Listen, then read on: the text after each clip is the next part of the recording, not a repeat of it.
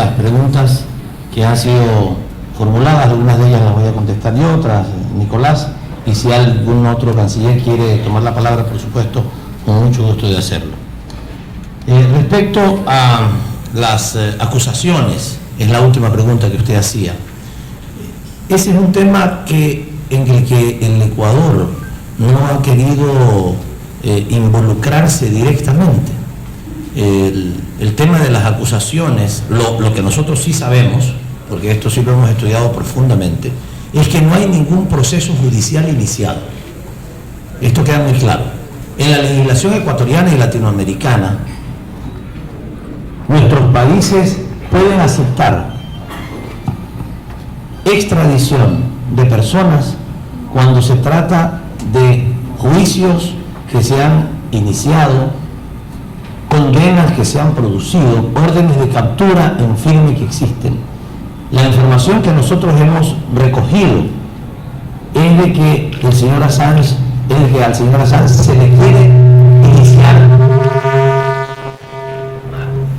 se le quiere tomar una declaración para ver si después de esa declaración se inicia un juicio. O sea, no hay iniciado ningún juicio contra el señor Assange. Ahora, es coincidente, extremadamente coincidente, que justo unos días muy cercanos a los días que el señor Assange reveló información que molestó a algunos gobiernos, justamente allí se produce ese pedido de inicio de un proceso judicial. Pero nosotros conocemos que no se ha iniciado ningún proceso judicial y que se busca declaraciones del señor Assange. Y queremos decir al respecto de eso que nosotros, como gobierno del Ecuador, después de que los abogados del señor Assange pidieron al gobierno de Suecia que la declaración se le tome al señor Assange en nuestra misión diplomática en Londres, el gobierno del Ecuador ofreció las facilidades para que esas declaraciones sean tomadas allá.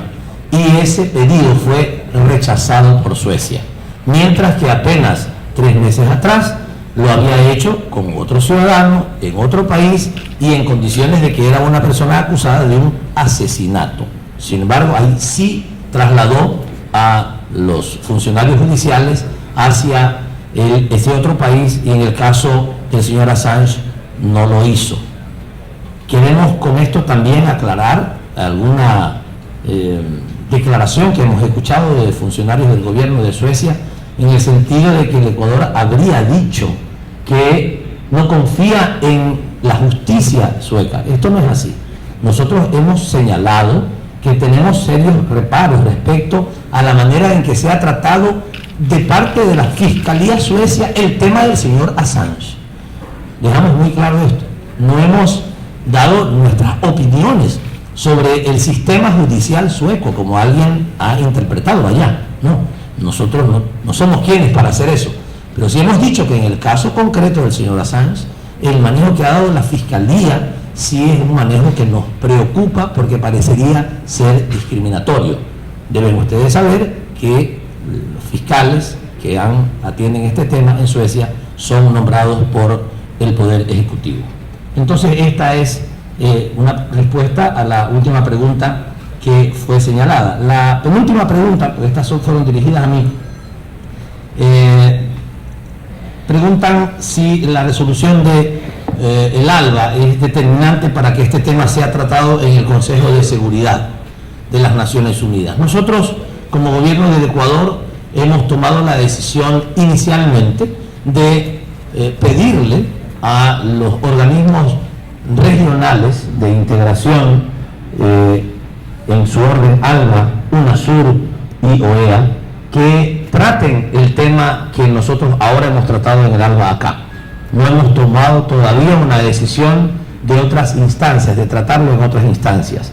Pero me parece que esta resolución, con la contundencia que tiene, con la argumentación que ha sido tomada, será determinante efectivamente para los procesos posteriores. Creemos que es importante ir escalando en los organismos de integración entre los países en forma adecuada, y nos parece que esta ha sido la forma adecuada. Después veremos si es que deberíamos también recurrir a otras instancias. No olvide usted la problemática que significa, y que esto sí ha sido denunciado por nuestro país y por muchos otros países durante mucho tiempo, el hecho de que tengamos un Consejo de Seguridad que todavía vive las condiciones del fin de la Segunda Guerra Mundial, en donde 5 países del mundo tienen veto para cualquier decisión que tome el Consejo de Seguridad o la Asamblea General de las Naciones Unidas. Esto es simplemente inaceptable, en nuestra opinión, absolutamente inaceptable desde el punto de vista internacional, pero todavía vivimos esas condiciones, lamentablemente. Por eso hay que pensar muy bien a dónde uno lleva los temas a ser tratados. Por ahora, esta ha sido nuestra decisión, tratarlo en ALBA, en UNASUR y en la OEA. Hoy cumplimos este primer propósito, mañana el segundo y el próximo viernes el tercero. Luego hay algunas otras preguntas,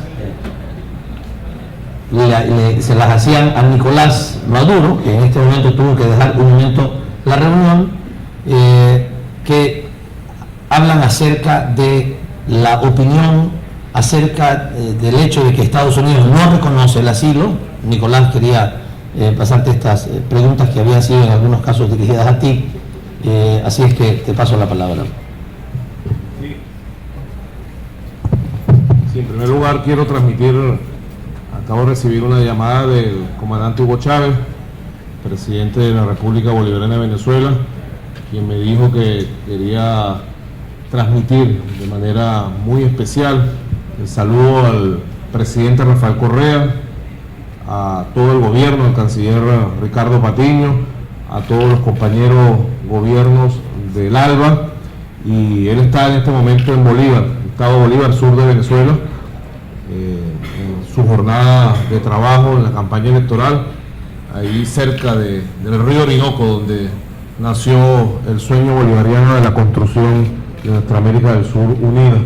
Pendiente, solidario y siempre dispuesto a la lucha en el seno del ALBA por la solidaridad y unión de nuestro pueblo. Así que bueno, ratificar el saludo a todos del comandante Hugo Chávez, que hace unos segundos nos acaba de transmitir, viendo por Telesur la transmisión, gracias a las cadenas ecuatorianas de televisión que están prestando la señal en este debate que fue instalado por el presidente Rafael Correa y que nos ha llevado a la lectura de este documento central. Bueno, cualquier compañero puede responder alguna de estas preguntas. Ya el canciller Patiño ha respondido las dos últimas, la tercera también estaba dirigida al canciller Patiño. En primer lugar, la pregunta número 1, ¿qué ocurriría si no hay reacción en el mundo? Nosotros plantearíamos al revés, ¿no? Hay una reacción ya en el mundo. En primer lugar, la conciencia de la opinión pública de nuestros países y del mundo. Ojalá pueda ser escuchada, a donde tiene que ser escuchada la reacción por el respeto al derecho internacional, por el respeto al Ecuador. Y el pueblo del Ecuador tiene que tener la seguridad absoluta, no solo de que los gobiernos y los pueblos del ALBA lo acompañamos firmemente en esta lucha por el respeto al derecho internacional y a la soberanía del Ecuador, sino que ya hay una reacción en el mundo. Creo que la pregunta está formulada en términos negativos, ¿no? Y más bien debería es percibirse la reacción inmediata que ha tenido nuestra América de solidaridad. Hoy está reunido aquí el ALBA, mañana se va a reunir UNASUR, y bueno, y vamos escalando en la reacción de solidaridad con el Ecuador, pero en segundo lugar, la reacción por el respeto al derecho internacional, al derecho humanitario, el rechazo a la arrogancia y a la prepotencia del gobierno británico. Y eso es el elemento distintivo de lo que ha sido los primeros días después de esta amenaza que fue denunciada por el canciller Patiño y el presidente Correa hace apenas 72 horas desde aquí, desde el Ecuador. La segunda pregunta, ¿cuáles podrían ser las consecuencias? Bueno, cualquier compañero jefe de delegación del ALBA pudiera tomar la palabra sobre estos temas. Esto nosotros empezamos a conversar algunas ideas sobre cuáles podrían ser las consecuencias y nos reservamos algunas de estas ideas que vamos a compartir con gobiernos amigos del continente y del mundo, ¿no? Aspiramos que prive la sensatez y que la reacción que se ha tenido permita que estas amenazas que se han hecho llegar por escrito al gobierno del Ecuador sencillamente queden allí en el papel y que prive la sensatez y no tengamos que vivir el momento difícil y complejo y doloroso de tener que reaccionar frente a una violación grave del derecho internacional. Pero bueno, las consecuencias serán muy graves y hay un conjunto de ideas que ya se están trabajando en ese sentido. Y sobre la cuarta pregunta, sobre qué opinión tenemos de la conducta del gobierno de los Estados Unidos, bueno, las primeras reacciones que ha habido del Departamento de Estado y de la Casa Blanca ha sido ponerse de espaldas a nuestra América, una vez más, de espaldas al derecho internacional y tratar de disfrazar una posición de tratar de ubicar que esto es un tema de carácter bilateral, cuando hay una seria amenaza de violación al derecho internacional. Así que es la percepción y la visión que hemos compartido en la jornada del día de hoy, ¿no? Aspiramos que en el debate que se va a dar en la OEA y seguramente en el seno de la Organización de Naciones Unidas se pueda ventilar con claridad cuál es la posición del gobierno de los Estados Unidos, que en las primeras de cambio ha sido muy negativa. Podremos solamente, tratando de recoger la opinión de lo que ha sido esta jornada del Consejo Político, adelantar esa opinión. No sé si algún compañero quisiera también expresar su opinión sobre esta pregunta. Hola. Sí, me parece que en el caso de la primera pregunta iba también en el sentido de que si no hay una reacción del Reino Unido, ¿qué va a pasar? El criterio que nosotros tenemos es claro, ¿no? Si el Reino Unido no da el salvoconducto, no puede salir el señor Assange. Pero también queremos decirlo en lo contrario, porque hemos escuchado la ratificación de la Cancillería británica de que ellos de todas maneras van a cumplir con su compromiso de extraditarlo. Esto ratifica la amenaza que hicieron el miércoles. O sea, si de todas maneras lo van a hacer, ¿qué significa? Que van a entrar en la embajada. Y queremos dejar bien clara nuestra postura. Nosotros no vamos a aceptar tamaña agresión contra nuestro país. Y no somos un país que puede responder con violencia, pero sí puede responder con la solidaridad de los pueblos hermanos. Y estamos seguros que va a responder con la solidaridad de los pueblos del mundo. No queremos más amenazas, queremos diálogo. Podemos conversar lo que se quiera, pero la dignidad de un pueblo, la soberanía de un pueblo no se vende, no se negocia, no se discute. Lo que se discuten son los temas políticos y eso estamos dispuestos a hacerlo. De la manera que si el Reino Unido no da el salvoconducto, por supuesto que tendrá que estar Julian Assange el tiempo que sea necesario, hasta que se recapacite en ese país y se entienda que el tema tiene que ser solucionado, o hasta que tengamos nosotros que utilizar los procedimientos judiciales internacionales para demandar del Reino Unido ese salvoconducto que debe de ofrecerse. Y hay una cuarta pregunta que parece que también era dirigida a mí, la tercera, ¿qué impacto podría tener el hecho de que no se dé salvoconducto para el Ecuador? Bueno, alguna gente se alarma. Si no se da el salvoconducto, nuestras relaciones comerciales con el Reino Unido se van a estancar. Hay que entender una cosa, se estancan del un lado y también se estancan del otro. Sí. Nosotros afortunadamente, y ya afortunadamente no solamente con el Reino Unido, sino con los países del mundo, tenemos una diversificación de nuestras relaciones comerciales para que no tengamos que estar asustados por cada cosa que pase. No estamos acostumbrados a asustarnos tampoco.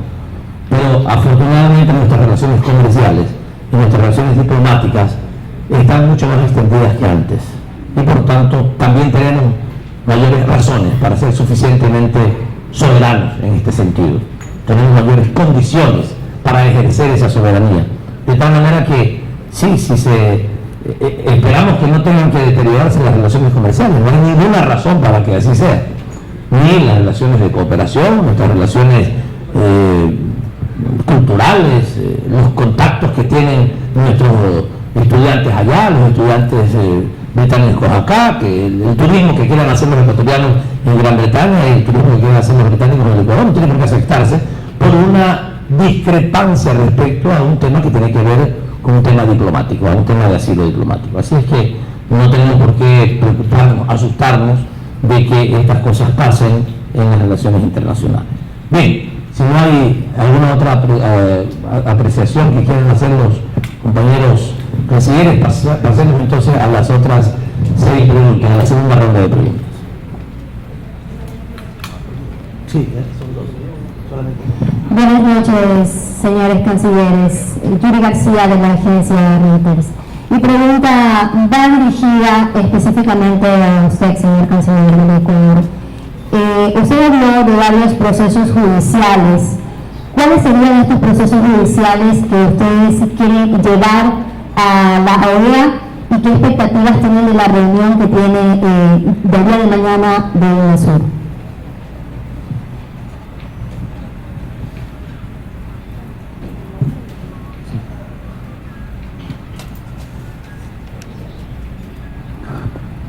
Buenas noches, mi nombre es Juan Castro de la agencia France Press. También la pregunta está dirigida al señor canciller del Ecuador.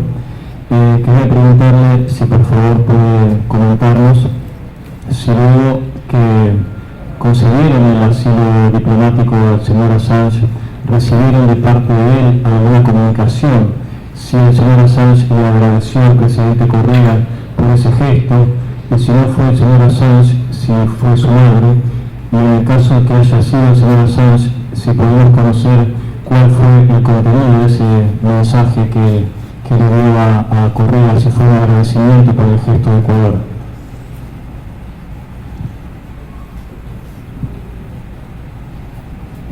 Buenas noches, muchas gracias. Lucía Newman de Al Jazeera en inglés. Nuevamente, qué pena, señor canciller Patiño, le quiero preguntar lo siguiente: su reacción al exhorto que le hizo precisamente hoy su homólogo inglés en el sentido de volver a la mesa de conversaciones para, según él, llegar a una resolución amigable al caso Assange.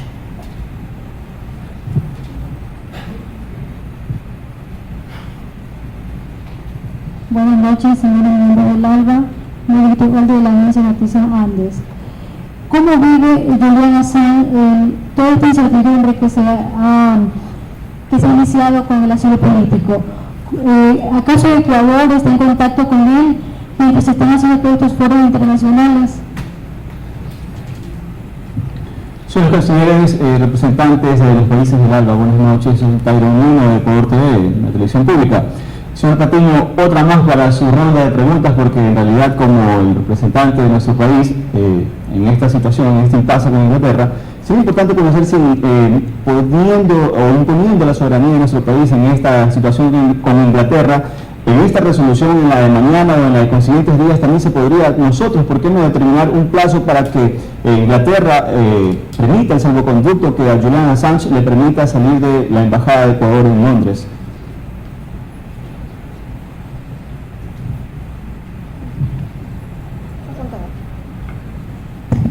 Bien, ahora sí que ya no tengo ningún chance de pasarle la palabra a nadie, porque todas las preguntas me las han hecho a mí. Así que con el monopolio. Bueno, procesos judiciales. Nosotros pensamos que uno de los recursos que podemos utilizar es el Tribunal de la Haya, el organismo al que el país puede recurrir, es el organismo al que todos los países deberían estar preparados, dispuestos a aceptar y a recurrir para este tipo de cosas. La Corte Internacional de Justicia de La Haya es el espacio al que el Ecuador naturalmente debía estar llamado a recurrir para intentar una solución judicial a esta diferencia que tenemos con el Reino Unido. ¿Qué expectativas tenemos sobre UNASUR? Solamente esperamos que de esa reunión de mañana podamos tener una respuesta igual de solidaria, de efectiva, de contundente respecto a esta amenaza inaceptable del Reino Unido. Estas fueron las preguntas de Reuters. La pregunta de Frank Press: luego del asilo, hemos tenido alguna declaración del señor Assange y cuál fue su contenido. Yo no he conversado personalmente con él, solamente he visto sus declaraciones, me parece que hizo en Twitter, y decían aproximadamente, no tengo el dato exacto, que decía que desafortunadamente no fue su gobierno ni el Reino Unido el que veló por su protección, sino un país libre y soberano latinoamericano. Esta es la reacción que yo he conocido. No es exacta, no es textual, pero es más o menos el contenido de sus palabras, y es lo que podría contestar respecto a las reacciones del señor Assange. Al Jazeera preguntaba cuál es nuestra reacción al exhorto del homólogo británico de volver a la mesa de negociaciones para solucionar el caso del señor Assange. Nosotros hemos estado 2 meses conversando con ellos y la respuesta final fue una amenaza. Esperamos que la amenaza sea depuesta y con mucho gusto vamos a conversar con ellos, no tenemos ningún problema. Esto es lo que quisimos desde un primer momento, pero con una amenaza encima uno no puede conversar. No estamos además negociando con ellos. Nosotros tomamos una decisión soberanamente. No estábamos negociando, estábamos conversando para ver si es que era posible obtener una declaración de garantías para la vida del señor Assange, de que no lo extraditaran a un tercer país. Hasta que nuestras conversaciones fueron avanzadas, estas garantías no se habían producido, y esto es la razón fundamental, como lo ha dicho el presidente, para que nosotros finalmente consiguiéramos el asilo al señor Assange. Pero esas conversaciones se hacían sobre la base del respeto, o nosotros por lo menos creíamos en eso. Pero cuando ese respeto se perdió, por supuesto que las condiciones para sentarnos a conversar también son mucho más limitadas. Si es que esa amenaza, que todavía está pendiente porque no ha sido retirada por parte del gobierno británico, fueran retiradas, pues nosotros no tendríamos por supuesto ningún inconveniente en seguir conversando como lo estábamos haciendo respetuosamente. Antes pregunta cómo vive el señor Julian Assange esta incertidumbre. Me imagino que debe vivirla con bastante dificultad, debe ser un tema muy grave. Esto de saber que había una amenaza de arrestarlo, de entrar violentamente a nuestra embajada, a todo el mundo debe de preocuparlo y angustiarlo. Suponemos que el señor Assange estará viviendo una angustia existencial, personal, ante una amenaza de un gobierno que es parte del Consejo de Seguridad, que es dueño de armamento atómico. Por supuesto que debe estar viviendo con mucha angustia esta situación. No estoy en su corazón, en su cerebro, en sus zapatos para saber exactamente qué pasa con él, pero me imagino pues, qué pasa con una persona a la que está viviendo una amenaza de esa naturaleza.